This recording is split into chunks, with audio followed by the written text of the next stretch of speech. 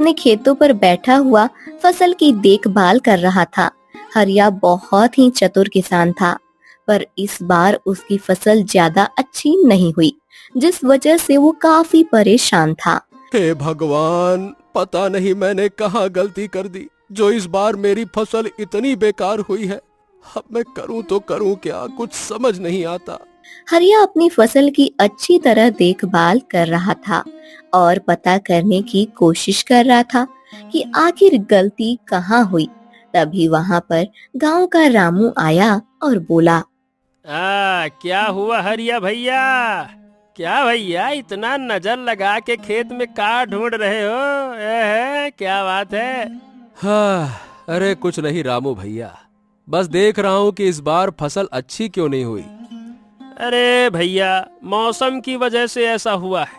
इस बार मौसम भी तो अच्छा नहीं है और सबाई का तो ये हाल है। काहे इतना परेशान हो रहे हो? अरे नहीं नहीं भैया, मैं तो हर चीज का ध्यान रखता हूँ और उसी हिसाब से फसल लगाता हूँ। हाँ हाँ, मुझे पता है कि तुम बहुत होशियार हो, पर इस बार बेकार हो ही गई तो क्या कर लोगे? अगली बार अच्छी हो जाएगी। हाँ हाँ हाँ, पर इस बार कितना सारा नुकसान हो जाएगा, ये भी तो एक दिक्कत है ना। अब हाँ, नुकसान तो सबई का हो रहा है, अब क्या कर सकते हैं भैया। हाँ हाँ भैया, पता है, लेकिन अब कर ही क्या सकते हैं। जो है किस्मत में लिखा उसे कौन है बदल सका। चलो भाई, मैं तो चला। यह कहकर रामू वहाँ से चला गया, जिस पर हरिया ने कहा, हाँ, कर तो कुछ नहीं सकते, पर फिर भी अगली बार मैं ऐसी गलती नहीं करूंगा। यह कहकर वह एक पेड़ के नीचे आकर बैठ गया। तभी वहाँ पर एक साधु आया। साधु काफी ज्यादा भूखे थे। उन्होंने जब हरिया को देखा तो कहा, हाँ बेटा, बेटा बहुत तेज भूख लगी है, क्या तुम्हारे पास खाने के लिए कुछ होगा? हरिया अपना टिफिन खाने वाला था। उसने जब साधु को भूखा देखा तो कहा, साधु महाराज, अगर आपको भूख लगी है तो आप मेरा टिफिन खा लीजिए। मैं अभी खाना खाने जा रहा था, लेकिन आप खा लीजिए। यह सुनकर साधु काफी खुश हुआ और बोला, तो फिर तुम क्या खाओगे? तुम तो भूखे रह जाओगे। नहीं नहीं नहीं नहीं, मैं घर जाकर खा लूंगा। आप तब तक ये खाना खा लीजिए, क्योंकि मैं नहीं चाहता कि आप भूखे रहें। हरिया की ऐसी बातें सुनकर साधु काफी ज्यादा खुश हुआ और उसने खाना खा लिया। खाना खाने के बाद साधु ने हरिया से कहा, क्या हुआ? तुम इस तरह पेड़ के नीचे परेशान क्यों बैठे हो? हाँ, मैं एक किसान हूँ साधु महाराज। इस बार मेरी फसल अच्छी नहीं हुई, इसी वजह से परेशान हूँ, क्योंकि हर बार कोई न कोई परेशानी हो ही जाती है। क्या कहे, ऐसी फसल अब... लेकिन ये तो किसानों के भाग्य में ही होता है। देखो, तुम परेशान मत हो। कैसे परेशान ना हो महाराज, अगर इसी तरह चलता रहा तो मैं तो बहुत ज्यादा गरीब हो जाऊंगा। वैसे भी अभी मेरे हालात सही नहीं है। हरिया को इतना परेशान देखकर साधु ने कहा, तुमने मेरी मदद की, इसीलिए हम तुम्हारी मदद करेंगे।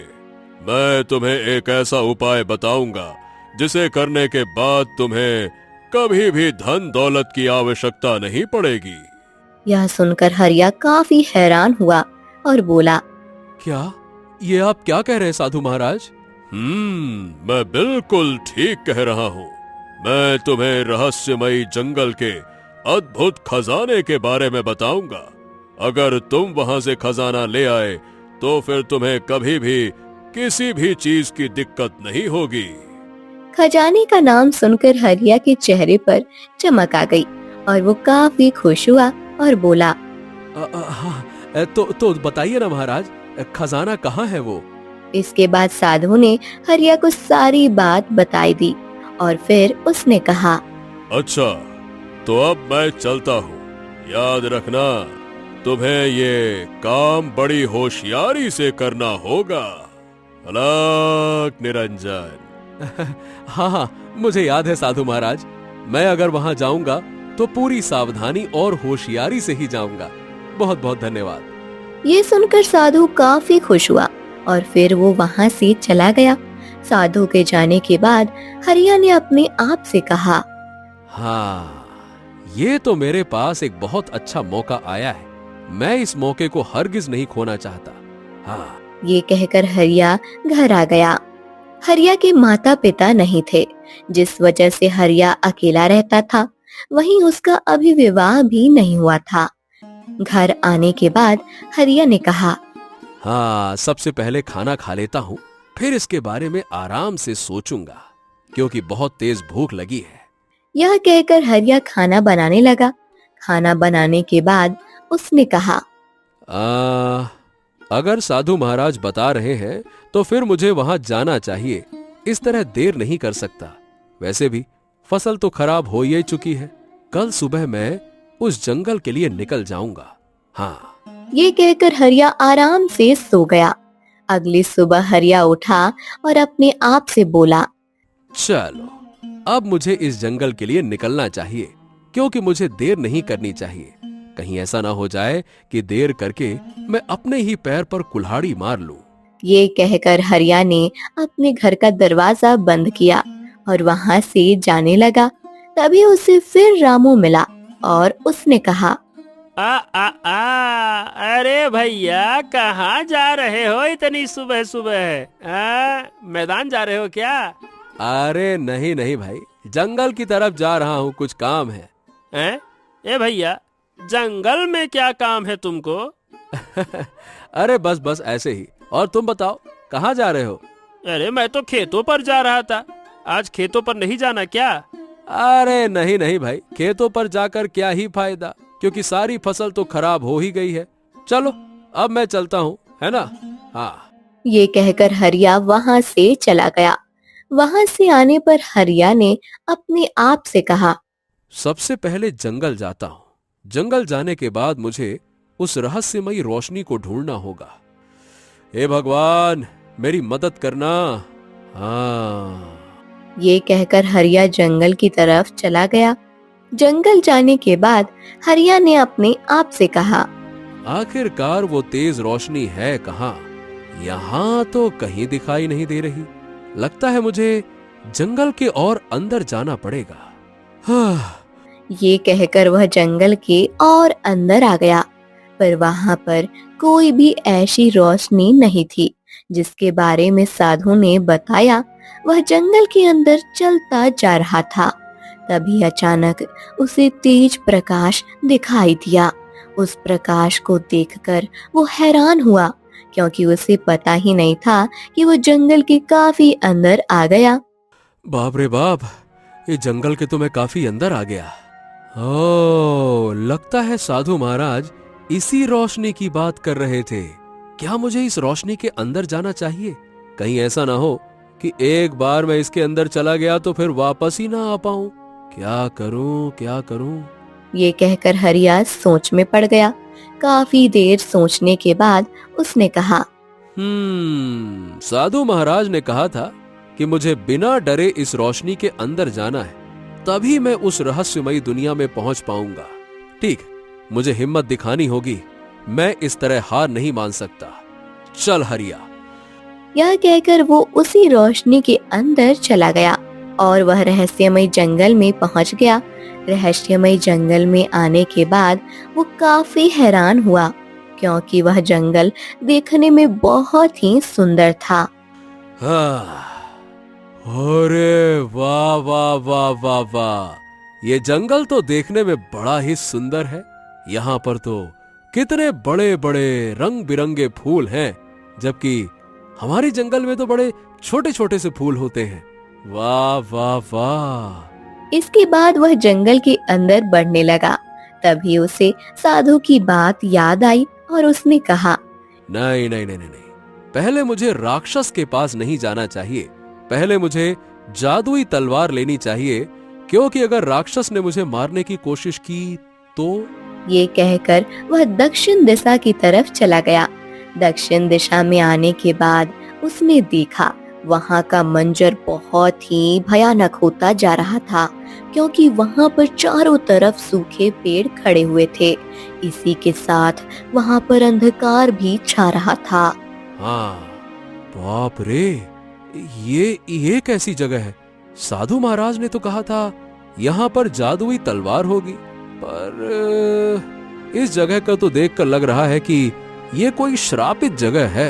हरिया घबराता हुआ आगे बढ़ रहा था तो आगे अंधकार और छाने लगा, जिसे देखकर उसके मन में डर छाने लगा। मुझे और अंदर जाना चाहिए या फिर नहीं, क्योंकि जादुई तलवार तो यहाँ कहीं दिख नहीं रही है। हरिया को कुछ समझ नहीं आ रहा था। तभी उसे एक गुफा दिखाई दी। वह गुफा काफी ज्यादा भयानक थी, जिसे देखकर उसने कहा, अरे यहाँ पर तो एक गुफा है, पर साधु महाराज ने मुझे किसी गुफा के बारे में तो बताया ही नहीं। क्या मैं इस गुफा के अंदर जाऊं या नहीं? गुफा को देखकर हरिया सोच में पड़ गया, क्योंकि जादुई तलवार ना मिलने की वजह से वो थोड़ा परेशान था और उसने कहा, ऐसा करता हूँ, इस गुफा के अंदर जाकर देख लेता हूँ, शायद जादुई तलवार इसी के अंदर हो। हाँ। ये कहकर वो उसी गुफा के अंदर चला आया। गुफा के अंदर काफी ज्यादा अंधेरा था, पर तभी उसे तेज रोशनी दिखाई दी और वहां पर एक तलवार हवा में लटक रही थी। तलवार को देखकर वो काफी खुश हुआ और बोला, ओ, लगता है यही है वो जादुई तलवार जिसके बारे में साधु महाराज बता रहे थे। हाँ, मुझे जल्द से जल्द ये तलवार लेनी चाहिए। हाँ। ये कहकर जैसे ही वो तलवार को छूने वाला हुआ, उसे तेज झटका लगा, जिससे वो घबरा गया।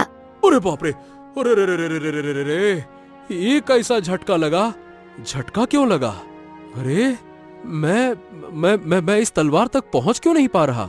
तभी उसने देखा एक दूसरी तलवार उसी तलवार के नीचे रखी हुई थी, जिसे देखकर उसने कहा, ओ, लगता है ये असली तलवार नहीं है, ये असली तलवार है।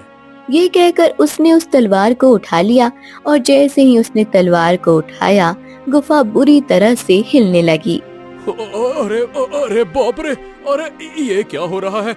अरे लगता है भूकंप आ रहा है। मुझे जल्दी से इस गुफा से बाहर जाना चाहिए। अरे अरे ओ ओ। ये कहकर वह गुफा से बाहर आ गया। बाहर आने के बाद उसने कहा, हाँ, अब मुझे उस राक्षस के पास जाना चाहिए। पता नहीं वो राक्षस कितना भयानक होगा। ये कहकर वह उसी तरफ चला गया जिधर राक्षस था। जादुई तलवार पाकर हरिया काफी ज्यादा खुश था। बाप रे बाप, मुझे नहीं पता था इतनी आसानी से जादुई तलवार मिल जाएगी। अब तो मैं राक्षस को भी हरा दूंगा, क्योंकि जादुई तलवार है मेरे पास। ये कहकर वो रहस्यमय जंगल के बीचों बीच आ गया। तभी अचानक उसे किसी के कदमों की आवाज सुनाई दी। अरे बाप रे, ये इतनी भयानक आवाज किसकी है? यहाँ कोई दिखाई तो नहीं दे रहा। तभी अचानक उसके सामने एक भयानक राक्षस आ गया। राक्षस को देखकर वह बुरी तरह घबरा गया। अरे, ये तो वही राक्षस है जिसके बारे में साधु महाराज ने बताया था। राक्षस ने जब हरिया को देखा तो चिल्लाते हुए कहा, कौन है तू और यहाँ क्या करने आया है? तुझे तो रहस्यमयी जंगल के बारे में पता। सुबह के ठीक 4 बज रहे थे। चारों तरफ सन्नाटा था, लेकिन काव्या अपने घर के काम कर रही थी। मेरी किस्मत ही खोटी थी। जिस दिन इस घर की दहलीज पर कदम रखा, उसी दिन अपनी आज़ादी और मुस्कान दोनों खो दी। ये ससुराल नहीं, मेरे लिए एक जेल बन गया है। यहाँ मुझे बहू नहीं, बस एक ऐसी मशीन समझा जाता है जिसमें जान नहीं होती। तभी उसकी सास शारदा वहाँ पर पहुँच जाते हैं। अरियो, ओस की बूंद अभी तक बर्तनों से ही खेल रही है। सूरज सिर पर आने वाला है, जल्दी हाथ चला। इन बर्तनों के बाद तुझे पूरे घर का फर्श धोकर चमकाना है, जैसे तेरा चेहरा चमकता था ना उस ठेले पर। और याद रखना, आज साबुन कम इस्तेमाल करना, बहुत महंगाई है।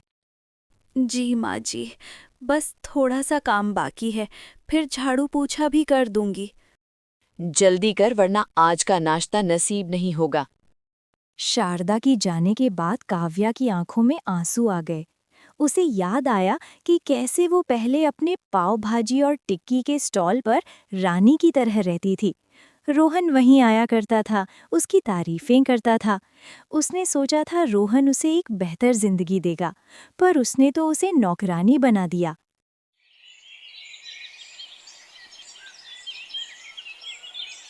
कुछ दिनों बाद रोहन अपना कीमती सूट पहनकर तैयार खड़ा था।